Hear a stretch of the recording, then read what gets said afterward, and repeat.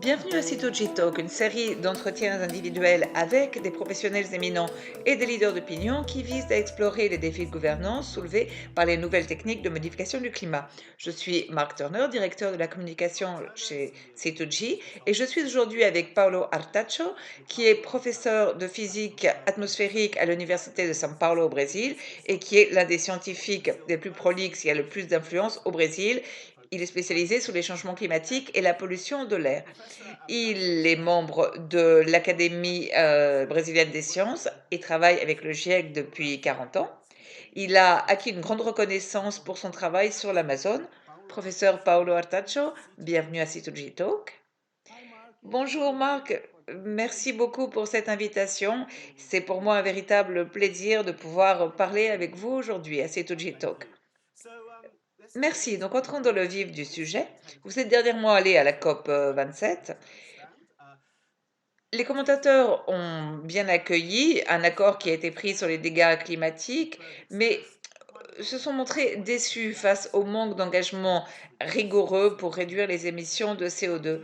Comment pourriez-vous décrire le résultat de ce meeting euh, et l'état de la diplomatie climatique? Oui, j'ai passé effectivement tout ce temps à Sharm el-Sheikh, à la COP 27, et je peux vous dire que toutes les personnes qui ont quitté à la fin de la rencontre, et toutes les personnes étaient très déçues. Je pourrais vraiment pas vous citer le nom d'une personne qui n'ait pas été déçue à l'issue donc de l'événement. Et pour plusieurs raisons. La première, c'est que dans le document final officiel, donc qui a été communiqué à la fin de la COP 27, même ce document ne mentionne pas le fait que l'on doit abandonner les combustibles fossiles. Et ça ne mentionne même pas des clairs mécaniques pour les pertes et les dégâts que vous avez cités. Et, et ça ne fait pas des contributions importantes pour la réduction des gaz à effet de serre. Donc en fait, nous allons vers une planète où il y aura un réchauffement entre 3 degrés et par rapport au niveau pré-industriel, ce qui va s'accompagner de terribles conséquences sur notre conséquence, à la fois sur les plans économiques et le plan social. Et nous sommes très certainement sur la mauvaise voie pour construire une société durable. Donc, ça a été la raison de ma déception après la COP 27. 3 degrés, c'est un chiffre très haut. Qu'est-ce qui vous fait penser à ces 3 degrés? Oh, c'est pas moi d'ailleurs qui dis ça. Vous savez, la revue Nature a interviewé des centaines de modélisateurs du climat au moment de la sortie du rapport, du sixième rapport du GIEC. Et il y a un article de novembre 2021 et où Nature a posé donc une question à ces scientifiques, à savoir quel est, d'après vous, quel sera le montant de ce réchauffement tout au long du siècle. Bien entendu que les réponses sont diverses, mais elles sont entre 2 jusqu'à 4 degrés 5. Et disons que la moyenne est autour de 3 degrés. Et en réalité, si on remplit tous les accords pris tous les engagements de réduction des émissions des gaz à effet de serre pris dans le cadre de l'accord de Paris, notre planète se réchaufferait de 2,6 degrés. Mais comme on le sait très bien, la plupart des pays ne remplissent pas ce qu'on appelle les contributions déterminées au niveau national dans le cadre de l'accord de Paris. Donc, nous allons en moyenne vers 3 degrés, un réchauffement de 3 degrés. Et dans les zones continentales, ça veut dire une augmentation de 4 de 5 degrés, 5 à 5,2. Et dans les villes où vivra 80% de la population à l'horizon 2050, on aura cette énorme augmentation. Et donc pour eux, ça veut dire une augmentation des températures entre 4,5 et 5 degrés. Donc c'est vraiment ce que nos systèmes économiques, vers quoi ils nous conduisent. Une planète, nous conduit vers une planète comme ça, et nous avons vraiment besoin d'actions très claires pour nous débarrasser de ces combustibles fossiles. C'est une évaluation sombre et qui donne à réfléchir. Donc, il y a un nombre de plus en plus grand de pays qui se sont engagés à atteindre des émissions nettes égales à zéro. Est-ce que c'est faisable, possible, à votre sens? Oui, c'est une très bonne question, car par exemple l'Union européenne veut être au net zéro d'ici à 2035, les États-Unis en 2040, le Brésil en 2050, la Chine en 2060 et l'Inde en 2070. Mais le problème est le suivant, c'est que actuellement, la production alimentaire représente le tiers des émissions mondiales de gaz à effet de serre. Comment, avec notre population qui augmente, des milliards de personnes qui ont un peu d'accès à la nourriture dans les pays en développement, mais la demande alimentaire va augmenter. Donc, on a un tiers donc, de ces émissions qui est pris par la chaîne de production alimentaire. Comment va-t-on pouvoir atténuer cela? Comment on va compenser ce tiers des émissions de gaz à effet de serre au niveau mondial? C'est, à mon sens, le plus grand défi. À mon avis, c'est une tâche impossible, pardon. Donc, la production alimentaire est, est le plus grand défi auquel nous allons être confrontés pour réduire les émissions. On peut changer le système énergétique pour arrêter de brûler des combustibles fossiles. C'est facile, on a la technologie dans ce sens, c'est faisable sur le plan économique et dans quelques décennies, mais le plus grand défi, en réalité, c'est la production alimentaire pour notre population qui va passer à 10 milliards en 2050. On peut essayer de réduire les émissions, mais il va être extrêmement dur d'arriver au net zéro et tel qu'il a été promis dans les contributions déterminées au niveau national à l'horizon 2035, 50, 70. Donc pour moi, c'est vraiment le plus grand défi auquel est confrontée notre société. Je crois que vous étiez dernièrement en Amazone. Justement, l'un des points marquants de cette COP 27, et d'après le discours de Lula que j'ai couvert, c'est que le Brésil est de nouveau sur la scène pour s'engager à limiter la destruction de l'Amazone. Parallèlement à ceci, le Fonds mondial sur la nature, le WWF, dit que nous sommes, voyons des points de basculement, nous sommes sur le point de les atteindre et qu'il y a une dégradation. Et d'après ce que j'ai lu, l'Amazone est déjà un émetteur net de carbone depuis 2016. Est-ce que vous pourriez résumer ceci? Quelle est la situation à laquelle est confrontée l'Amazone et quelles conséquences y aura-t-on si on continue à détruire la forêt? Il y a quelques semaines, le gouvernement brésilien a dit que la déforestation entre 2021 et 2022 avait augmenté de 11 300 km², donc entre ces 2 années, c'est ce qui a été supplémentaire. Donc c'est un très grand montant de carbone qui a été libéré dans l'atmosphère sans qu'il y ait des avantages ni pour les Brésiliens, ni pour la société dans son ensemble. Donc bien entendu, c'est une très grande tâche que le Brésil a à faire, et sa plus grande tâche, c'est d'arriver à zéro déforestation le plus vite possible. L'engagement est d'y arriver, d'après le gouvernement, en 2028. Et donc, ce serait zéro déforestation qui est en 2028. Est-ce que c'est possible?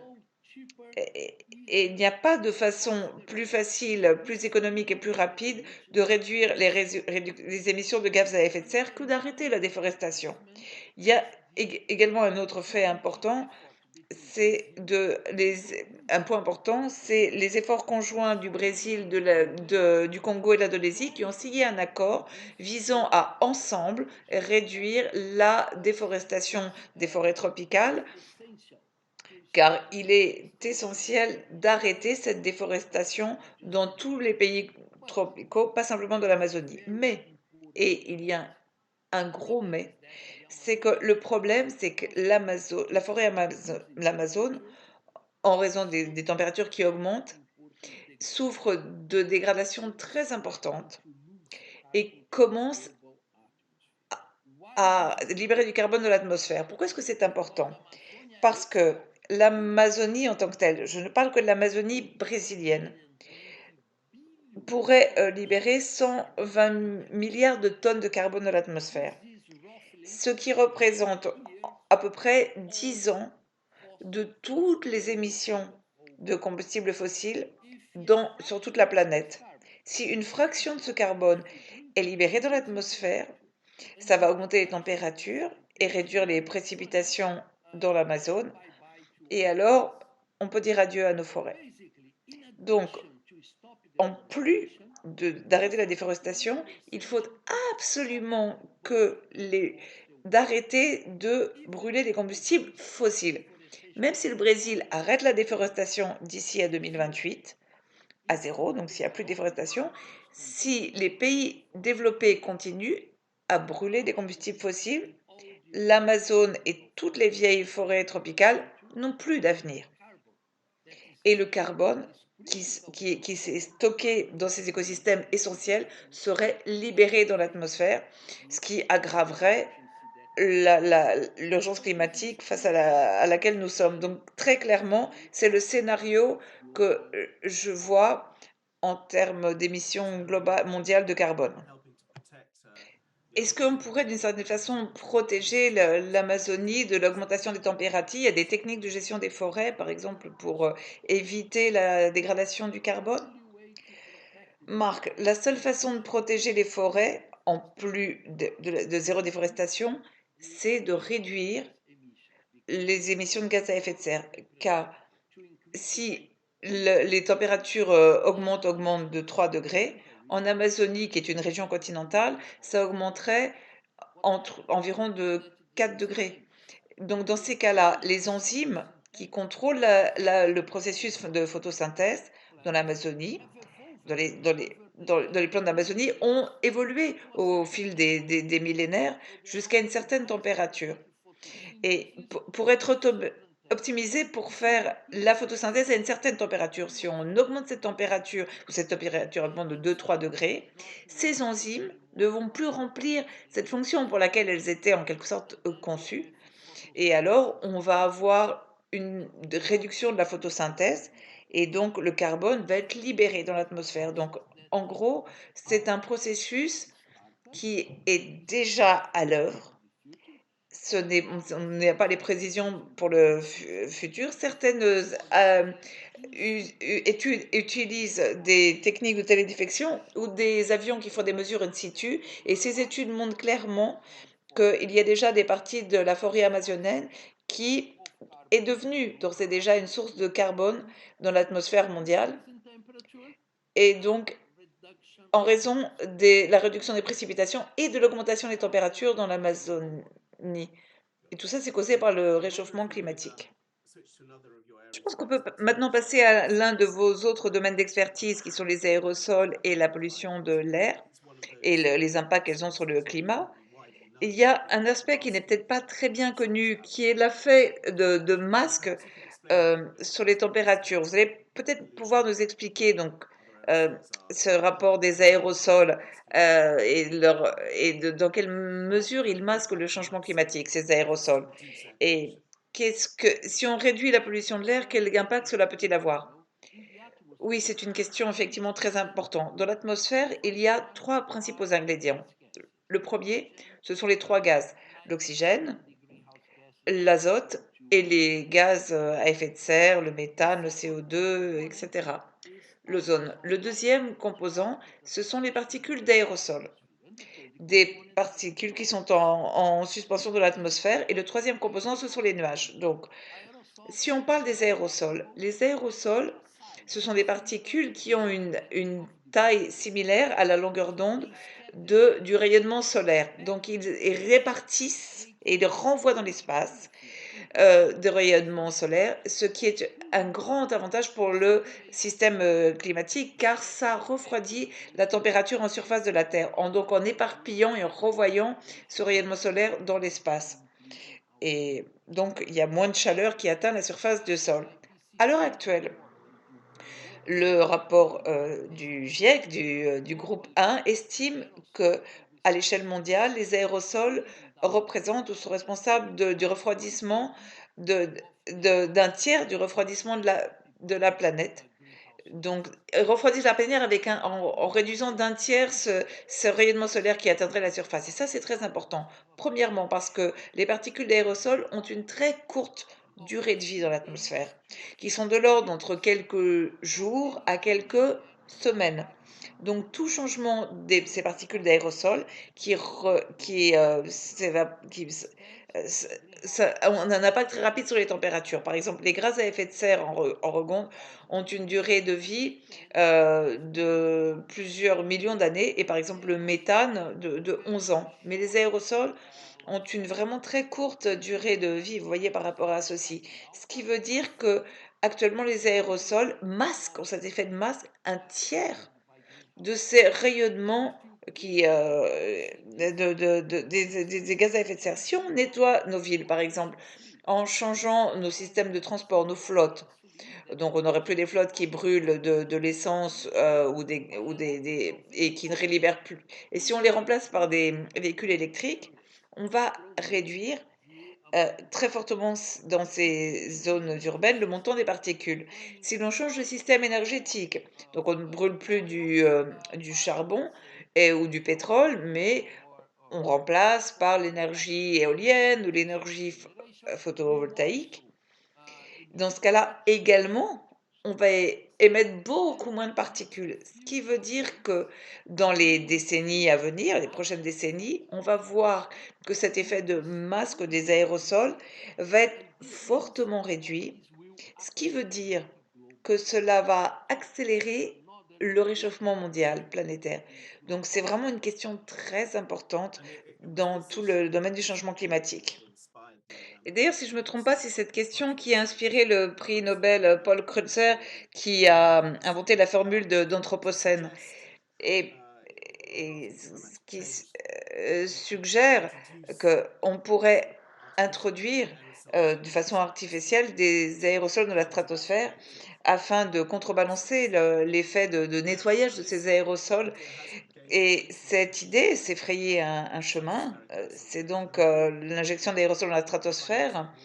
Et bien sûr, il n'y a pas encore assez de recherche sur ceci. En octobre, il y a une annonce d'un plan de recherche de 5 ans sur la gestion du rayonnement solaire, ou tel que l'appelle le GIEC, la modification du rayonnement solaire, la MRS.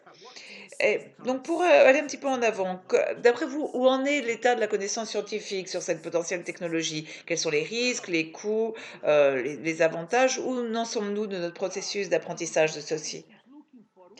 Oui, la science cherche des moyens de donner des options à la société afin de faire face aux effets ex- et aux dangers des changements climatiques si on ne réduit pas les émissions de gaz à effet de serre. La science des interactions entre les aérosols et la stratosphère avec le rayonnement solaire n'en est qu'à ses balbutiements, je dirais. Donc, on en sait très peu actuellement sur la physique de ces interactions entre les aérosols et le rayonnement de l'atmosphère.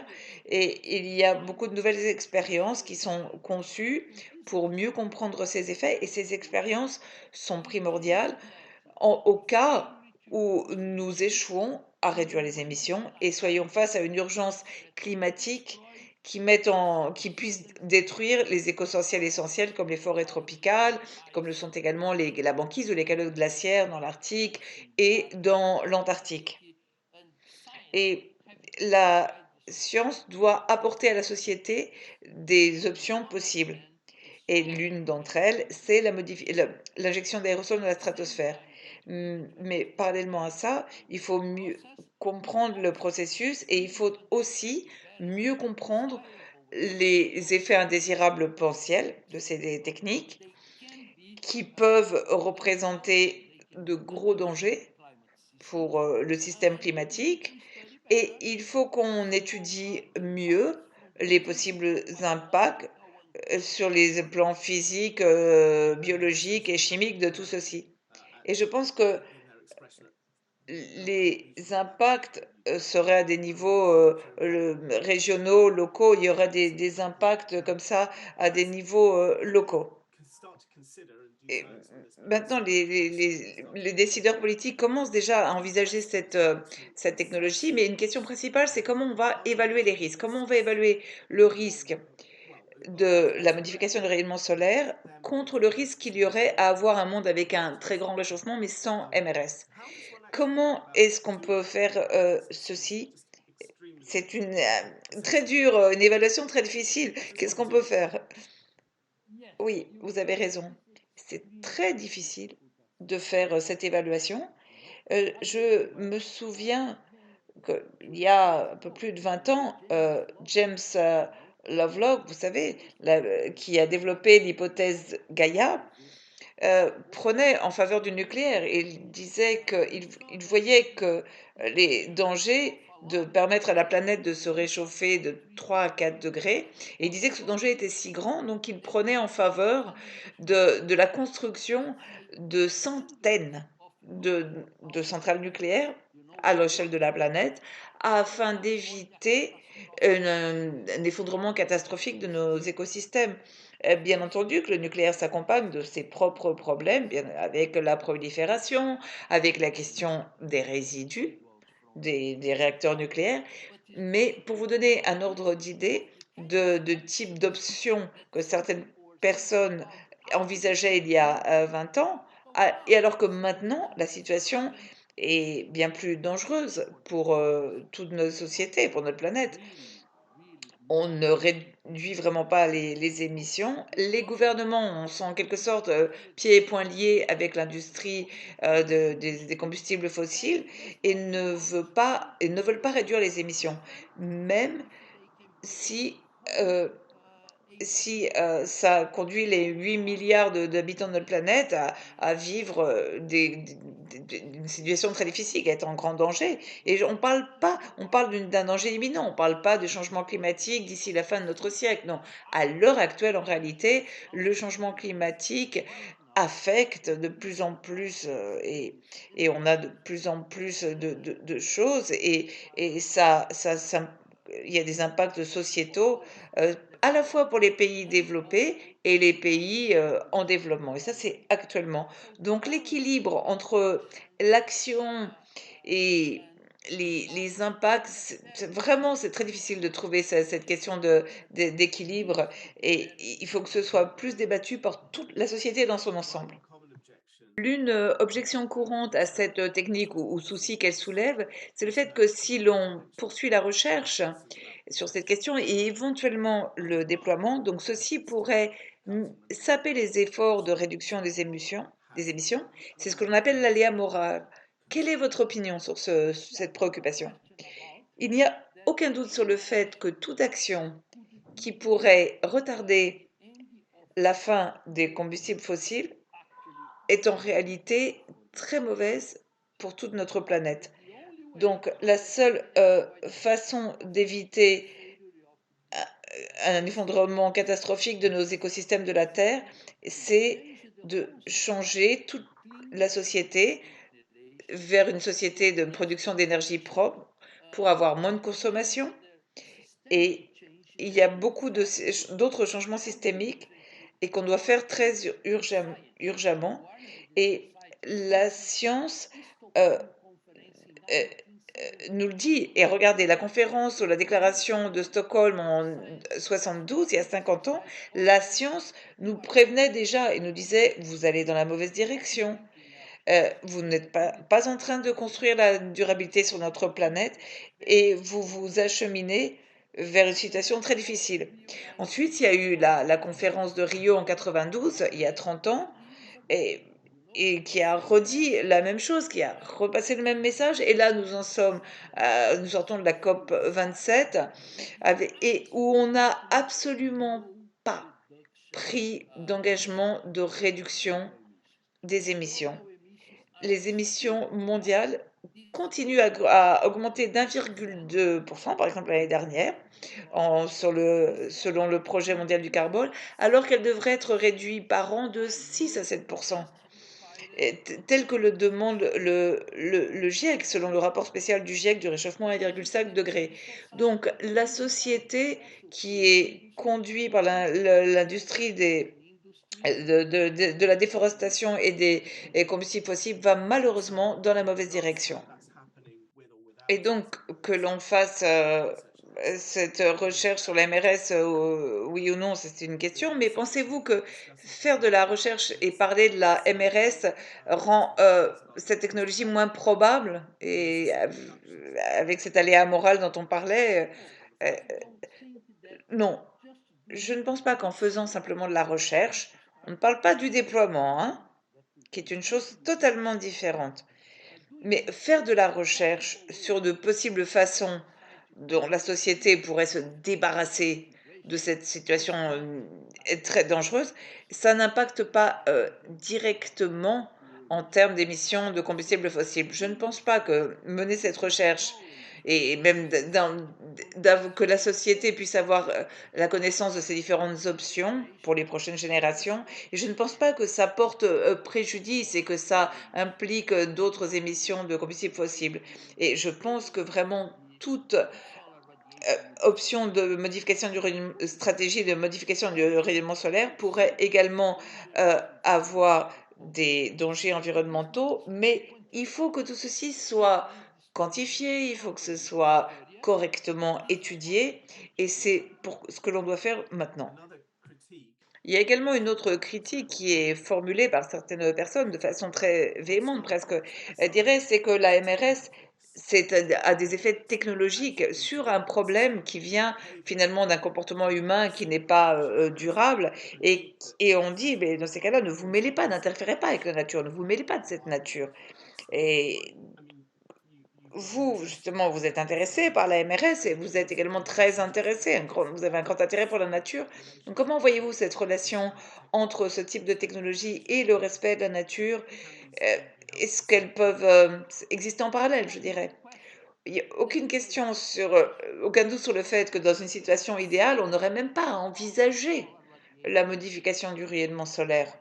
Enfin, point barre. Ça, c'est très clair. Si nous étions des êtres intelligents euh, dans, sur notre planète, nous n'aurions même pas besoin de l'envisager.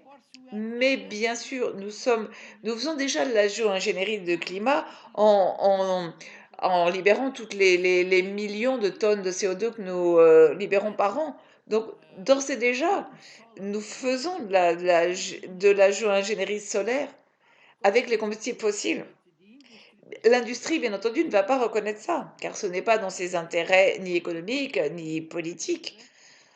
Mais bien entendu que les deux choses existent et la science doit avancer et pour trouver des façons, des alternatives pour que la société, au cas où la société décide d'utiliser la modification du rayonnement solaire, ou alors on arrive dans une situation où ceci soit nécessaire, et c'est une vraie possibilité en raison euh, du, du, de, du fait que nos gouvernements soient contrôlés par l'énergie fossile. Et vous voyez, la société, les entreprises ont une vision très à court terme, car l'industrie veut, qu'est-ce qu'elle veut? Augmenter ses bénéfices dans les 2, 3, 5, 10 ans à venir. Mais personne ne voit ça à long terme, sur des échéances de 30, de 50 ans. Donc c'est quelque chose qui nécessite une gouvernance mondiale et le plus vite possible. Les pays du Sud global auraient peut-être le plus à perdre ou à gagner de cette modification du rayonnement solaire. Dans quelle mesure voyez-vous les experts du Sud global qui sont engagés dans cette recherche ou dans les discussions sur la gouvernance mondiale? Oh, écoutez, il y a de très grands écarts, de très grandes lacunes de connaissances dans les pays en développement du Sud global. Donc, il est primordial que le Sud global s'engage et s'implique dans de futures solutions techniques à la crise climatique, y compris la gestion du rayonnement solaire ou d'autres techniques qui sont envisagées. Ça peut être le captage direct du carbone dans l'air, ça peut être aussi le captage du CO2 par les océans, etc. Et en particulier, comme vous l'avez dit, les pays du Sud global seront ceux qui souffriront le plus des conséquences du changement climatique. Et donc, certainement, il est de leur propre intérêt de concevoir de probables solutions pour le climat mondial. Ça peut être la gestion du rayonnement solaire ou d'autres stratégies.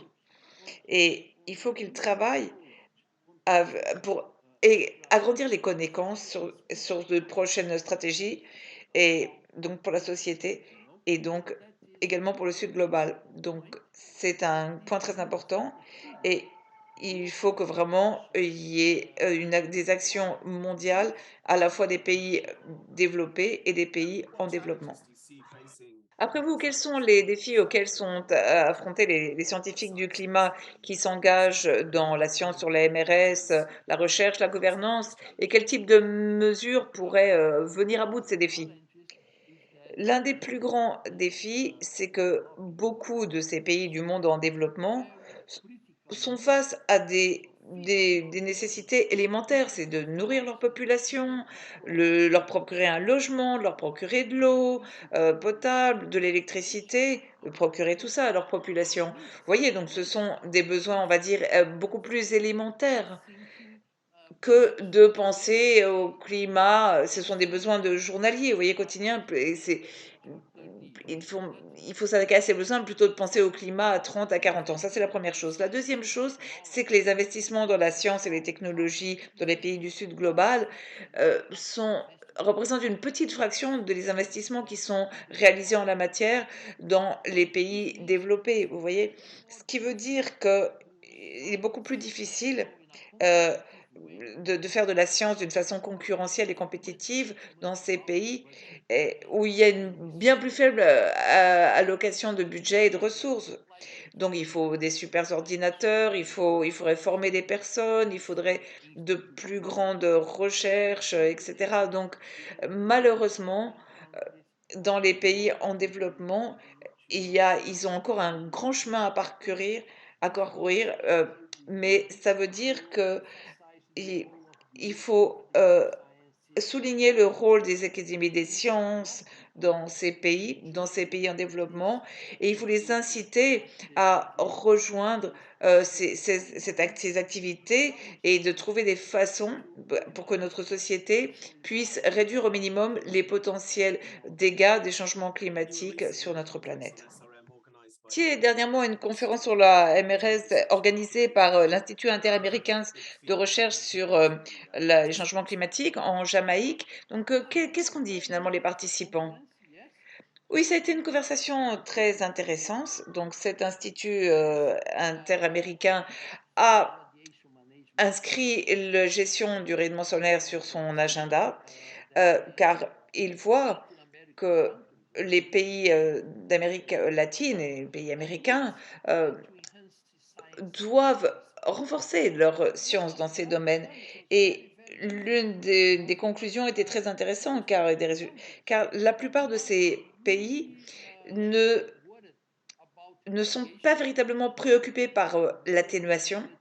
Ils sont beaucoup plus impliqués dans l'adaptation pour adapter leur société au changement climatique.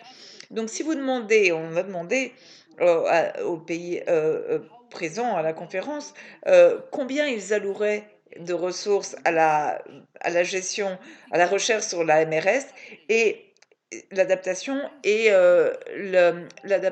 l'atténuation. Et la réponse pour la plupart des pays était qu'ils mettraient 80% dans l'adaptation au changement climatique, 20% dans l'atténuation et pratiquement rien dans la recherche sur la MRS. Donc, ça veut dire que les pays en développement ont un besoin urgent et désespéré de s'adapter, d'adapter leur société au changement climatique, car ils ressentent les effets dès maintenant. Et donc, dans leur société, ils les ressentent. Et ils sont vraiment très préoccupés dans l'avenir en termes de disponibilité de l'eau, euh, pour éviter aussi les événements météorologiques extrêmes. Euh, est-ce que d'une certaine façon, la MRS pourrait être considérée comme une forme d'adaptation, ou est-ce que c'est quelque chose de différent?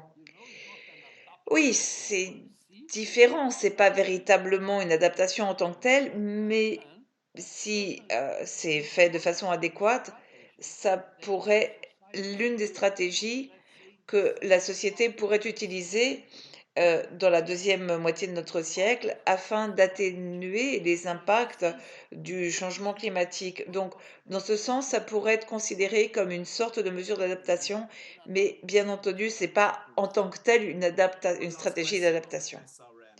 Une dernière question qui concerne la MRS. Quel forum international serait le plus adéquat à la gouvernance, selon vous? Pour moi, ce serait la TWAS, l'économie mondiale des sciences, TWAS, euh, et elle a commencé à faire, elle a un groupe d'évaluation des changements climatiques qui a réuni des scientifiques, en particulier des pays en développement, et afin de mettre à l'ordre un agenda commun pour l'adaptation, l'atténuation, mais en mettant l'accent sur les pays en développement.